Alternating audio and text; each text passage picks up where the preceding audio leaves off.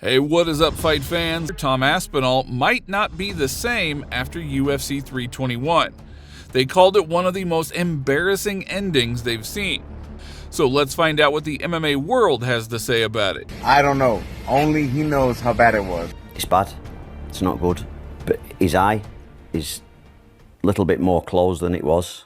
But that's not all. We have got plenty more to talk about, so let's get started.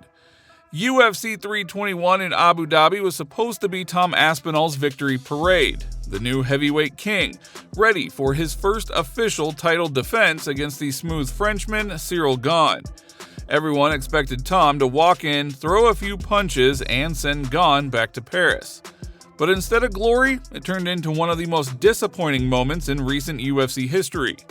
Many fans called it the dumbest title fight ending ever. People said that all the pressure and talk before the fight got into Tom's head. Everyone expected him to destroy Gane fast, even faster than John Jones did. That created a dangerous mindset. Fans, analysts, even other fighters started repeating the same thing. If Aspinall didn't finish Gane quickly, it would look like a failure. And that kind of pressure can mess with any fighter's focus. And that's exactly what happened. The most anticipated heavyweight title defense of the year turned into a medical stoppage. And as usual, the internet did what it does best. It turned chaos into judgment. People online called it a disgrace. Some said Tom gave up too easily. Others said it was bad luck. Dustin Poirier said that only Tom knows how bad it really was, but he reminded everyone that he's been through plenty of eye pokes and kept fighting. A lot of people ask me, what's up with Aspinall? What's up with the eye poke? I don't know. Only he knows how bad it was. But I've been in a lot of fights where I've got eye poked and I continue. And only he knows. But others defended him, saying that he made the smart choice, because losing your vision is not worth proving a point. But MMA fans spotted a moment from the hospital where Tom Aspinall looked like he was checking if the camera was still recording.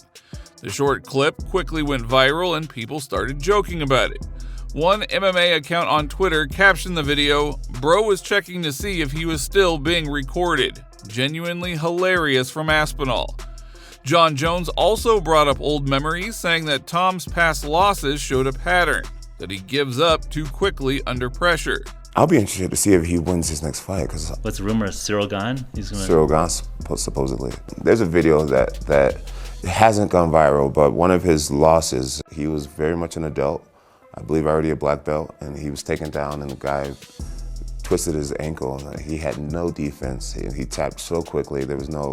I had a fight where I got arm barred and I was literally willing to let somebody break my arm before giving up. This is Vitor Belfort. Vitor Belfort. With Tom, the moment he felt any pressure on his ankle, he tapped immediately, which lets me know a lot about him.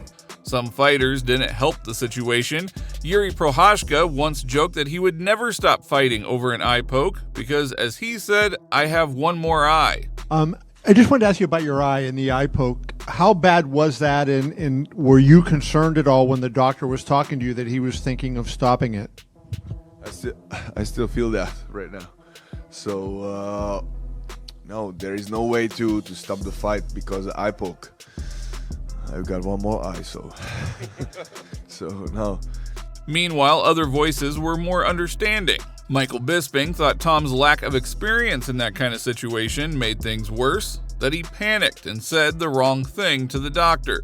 We don't know, right? The only person that knows is Tom, right? And I think where people are starting to criticize and have a certain opinion is because he said, "I can't see," multiple times to the doctor. Why are you booing? What am I supposed to do about it? I didn't do the fucking poke. I can't see. Now, maybe it's because it's his first situation like that, but we've all been around the sport long enough to know that that's not what you say to the doctor if you want to continue to fight. Unless you can't actually see and you're panicking because you're worried about your vision, because you're like, hold on a minute, imagine this. You got two working eyes. I can remember what those days were like. And then all of a sudden you can't see and you're freaking out and you're panicked and you're like, hold on a minute, I don't give a shit right now about this fight. I care about my vision. So there's two sides to it. I can understand why people will come to that conclusion. Aljamain Sterling's been saying it. Obviously, he had the whole situation with Piotr Jan. He kind of thinks that Tom was looking for a way out. There's a lot of people online saying there's a lot of people supporting him as well. Listen, the only person that knows is Tom. You got to take it at face value. They're going to run it back. Aljamain Sterling spoke again about the Tom Aspinall. I made some comments on the Aspinall fight and how he handled the situation with the foul.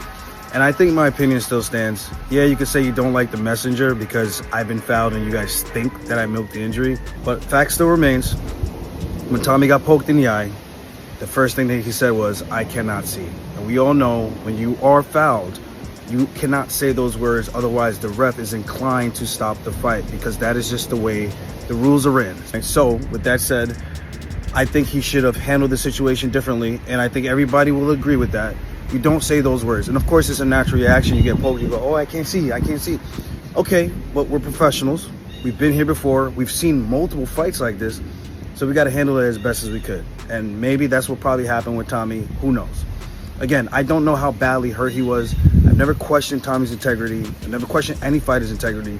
But I do like to make fun of certain situations because I've gotten a very unfair share of flack from a lot of fans. I completely get where Tommy's coming from. You can't fight compromise like that. And thankfully, Tom was smart enough to understand I can't win a fight like this against a guy like this. And again, yes, I said the fight looked like it was starting to get tough. A busted nose early on. A lot of people have him as a big favorite. I think a lot of the stuff I say still stands. Daniel Cormier and Chael Sonnen defended Tom too. They said Aspinall made the smart decision, not the emotional one. Continuing blind could have ended his career.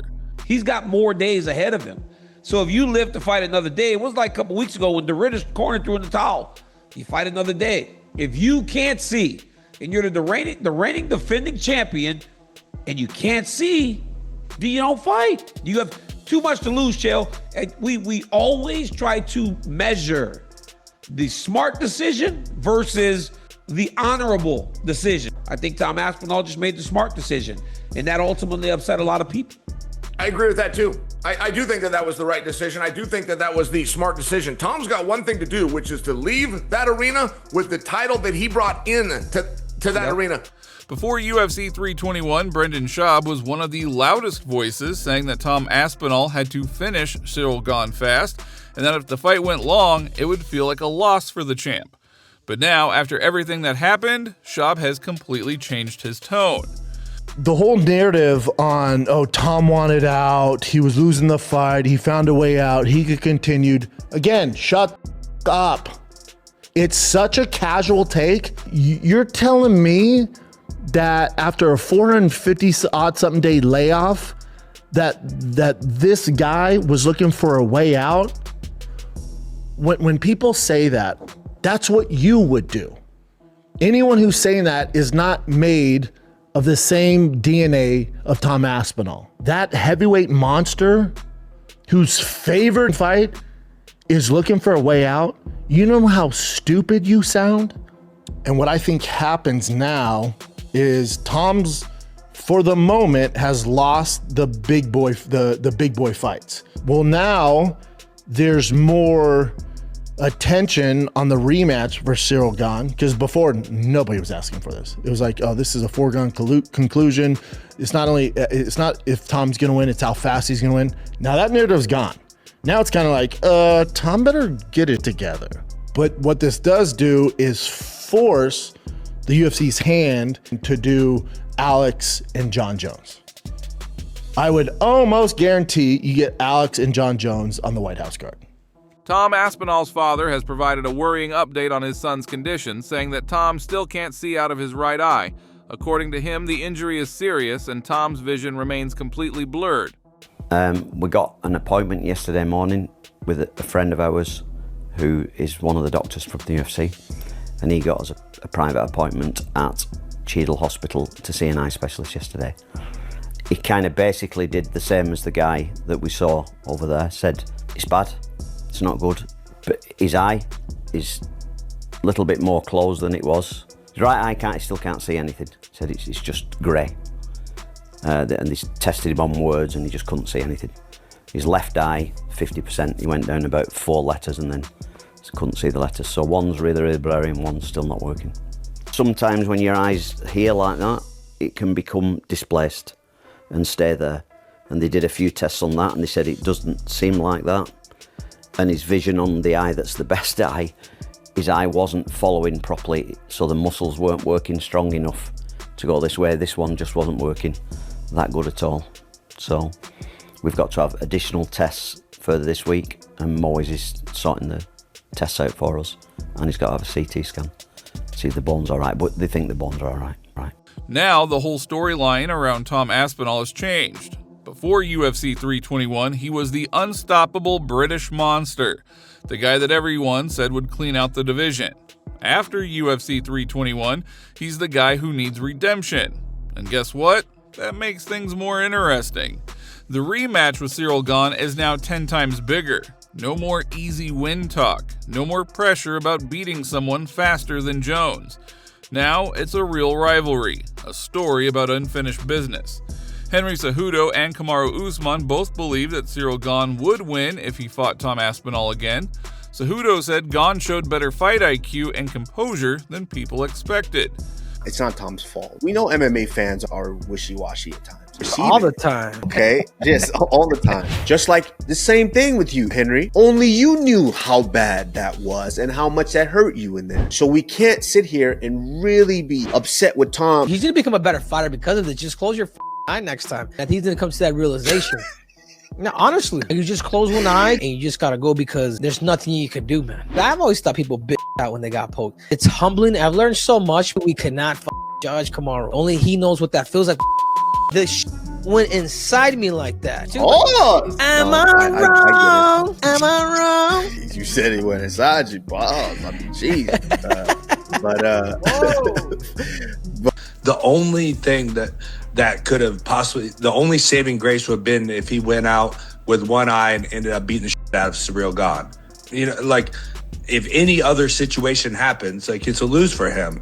They're like, oh, you know, he lost. They're not going to be talking about him getting eye poked and couldn't see, and that's why he lost. Now, Tom only has 2 fights left on his UFC contract. His dad already said that they don't plan to re-sign. They might move to boxing after that. And if that is true, we could be watching the last chapter of Aspinall's UFC career. So what started as a night of high expectations turned into a total question mark. Is Tom Aspinall still the future of heavyweight MMA? Or just a superstar who ran into bad luck at the worst possible time? Only time and maybe one more fight with Ciryl Gane will tell. Yesterday, Ilia Topuria got everyone hyped when he teased a big announcement saying that it wouldn't be about fighting, but something that would show another side of him. Fans started wondering, what could it be? And today, that mystery is finally revealed. Ilia revealed his new partnership with a Spanish luxury clothing brand, posting an emotional message on social media titled Resilience. In the post, he wrote that real strength isn't built in the gym, it's forged through pain, failure, and self-belief. He's writing, every scar tells a story, and that resilience isn't just about surviving tough times, but moving forward despite them. The message was powerful and showed a different side of the champion. Still, most fans are focused on what comes next inside the octagon. Everyone's asking the same question. Who's next for Ilia Topuria? The 2 top names being mentioned are Arman Tsarukyan and Justin Gaethje. Many fans, and even Islam Makhachev, believe that Paddy Pimblett shouldn't be in the conversation yet. His resume just isn't strong enough. In a recent ESPN interview, Islam said that he doesn't see Paddy as a real challenge for Ilia right now. But do you think he's actually skilled enough that maybe he could go in there and get it done, even though he hasn't really earned it? He can do some things, but I don't see a big chance, you know. He can, I don't know. I don't know, maybe. Honestly, it's not big challenge for Topuria. When you start Arman, it's like really big deal, you know. If he beat Arman, it's like, yeah, it's, you know, very like, because Arman have good skills, striking, wrestling, grappling. He's like good fighter, but Paddy, nobody checked Paddy before. Merab Dvalishvili just posted a hilarious photo that instantly blew up online.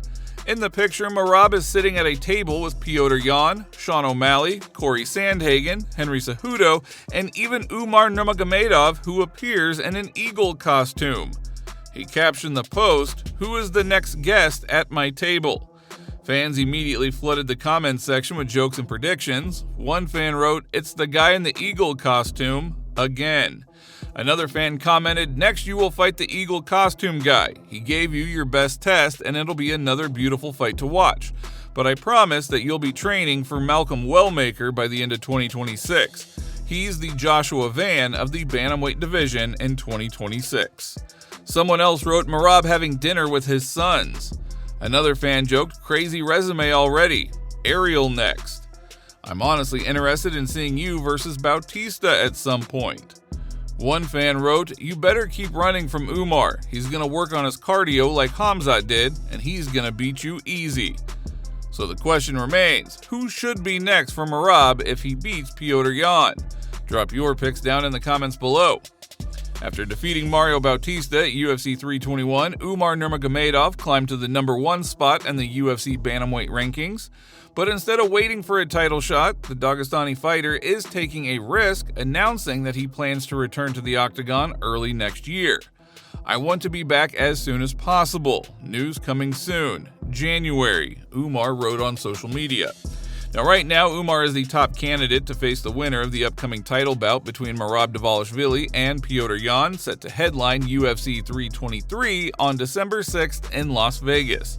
However, not everyone is convinced that Umar can beat Merab in a rematch. Fighters Sean Brady and Joe Pyfer also doubted his chances.